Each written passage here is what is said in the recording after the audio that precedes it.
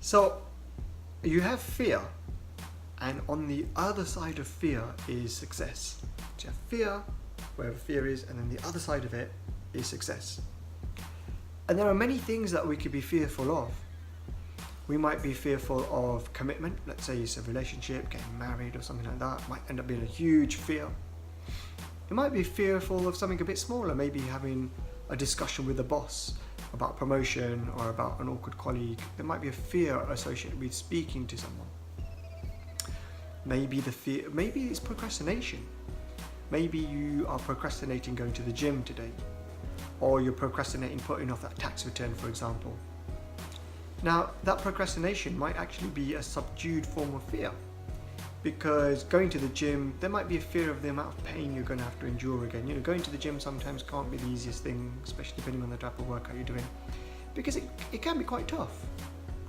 Or the tax return, it might be getting your receipts out and going through the receipts, or seeing how big a tax, how much tax you have to pay might be quite a scary thing. So fear can take all shapes and sizes. However, the other side of fear, when you get over your fear, is definitely success, or exhilaration, or exuberance. I'll give an example. I did a skydive a few years back for a charity, Love Light Romania. I was trying to raise some money for them. And I have a fear of heights, so I wanted to overcome this fear, or at least try and face my fear. And I thought, skydive, what better example? Maybe a bit mad. I'm definitely mad, as my friends will know. However, I thought, let me just give this a go. I remember initially I was quite excited about the idea of doing a skydive, and it's like, whoop, it's going to be quite exciting, it's going to be amazing. And then as it got closer and closer, and from that week, as the week approached, I started getting nervous, I started getting cold sweats, I started getting palpitations. I was just like, my God, what have I signed myself up for? And then when the day arrives, and you have a sleepless night, and then you get into your uniform, and you get your parachute put on, and then you go into the plane, and it is can be the most scary, certainly was for me, the most scariest thing ever. I'm in this plane. It's unnatural. Why would you throw yourself out of a plane? Mad. What was I thinking? Real craziness. So you get right to you're at cruising height, and a few people have flown out, jumped out, and then it's your turn, and you get to the, luckily I had someone strapped to my back, and you get to the door, and you perch down, you look down, and you freeze. They actually say you should have your head to the side so you don't look down, because it's so scary. For a lot of people, they just really freeze, and I made the mistake of looking down, and I did freeze. And I was just like, my God. And that moment was so scary. And then the next thing is, you fall out, because you've got the person behind you, he's going to push you, down you fall. And in that moment, everything changes. You are falling, you are seeing an incredible view. You're not falling, you're just seeing this beautiful view in front of you.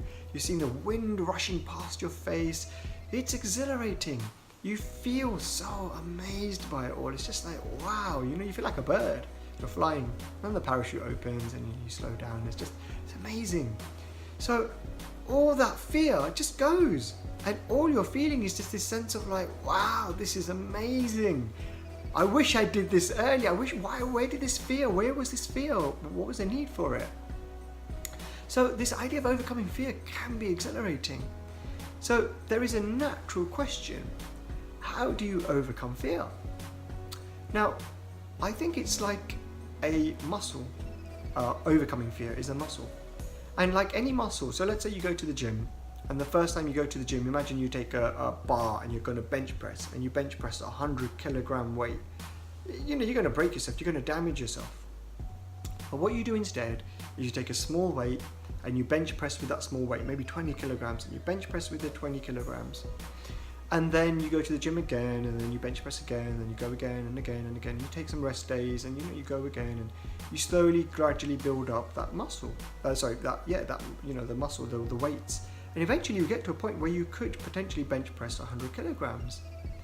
Overcoming fear is very similar. You start with small things. There's many things that we can be scared of or a little bit nervous about. Start with a small thing like making a decision with friends. You're deciding where to go and you're quite scared of making a decision. Just make a decision. Maybe getting up in front of a few people, maybe just your friends initially, and giving a talk about a subject area that you're interested in. Perhaps going to your boss, perhaps public speaking, just small things, whatever you'll know within yourself what are small things. And slowly, gradually, as you start doing smaller and smaller and more things, your brain gets trained into overcoming fear. And then when you get to the bigger tasks, your brain is naturally more wired to overcoming and feeling that sense of exhilaration, etc. So I just wanted to share that today around overcoming fear.